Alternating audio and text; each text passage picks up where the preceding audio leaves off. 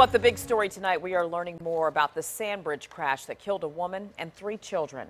Police say driver 38-year-old Marlo Bayat and 3 children died after the car went off the road, back on and into oncoming traffic Wednesday. There were 3 other children in the car, and police say they are still in critical condition.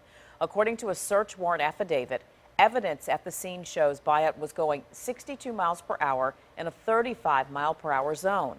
But it's not clear what police found to determine that. The affidavit also says a firefighter who worked to save Bayat said he could smell alcohol on her. 10 on your side's Jason Marks joins us now live from Sandbridge in Virginia Beach. And Jason, community leaders met to talk about changes to make that road safer. And so did the residents, Nicole. 25 years ago, residents here in Sandbridge created these bumper stickers after a deadly crash like the one that we had last week. That was 25 years ago. These stickers have been sitting in a drawer. They're now back out and about.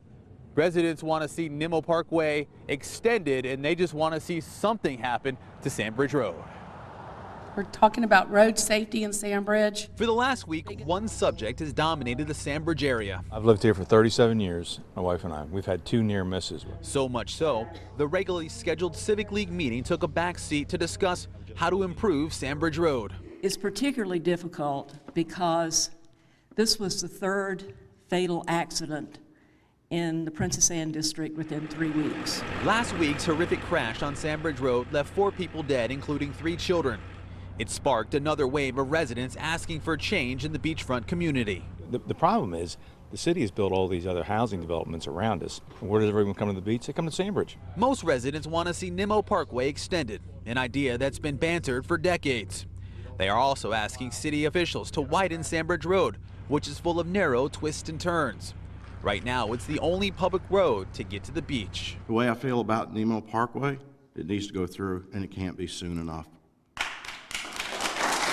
Several residents spoke in opposition to the plan, saying if Nimmo was extended, it would hurt the environment.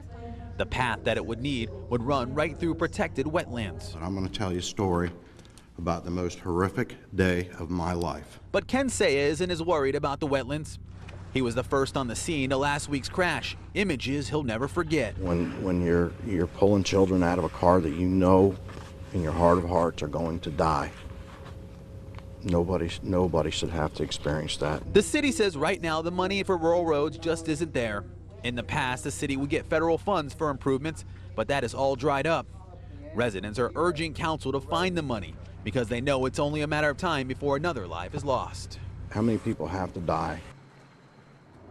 And Public Works says that Sandbridge Road isn't even on the top 40 when it comes to dangerous roads, when it comes to rural roads in Virginia Beach. Not even in the top 40, actually ranked about 46 out of 60, if you can believe that. Residents don't care. They still want something to happen. Now, the big thing going on at the city council right now is obviously the budget. There's a hearing tomorrow for this budget, and you can expect Sandbridge residents to show up at that hearing in full force tomorrow night. That's the latest here in Virginia Beach. Jason Marks, 10 on your side. And police say toxicology results on Marlo Bayat could take weeks.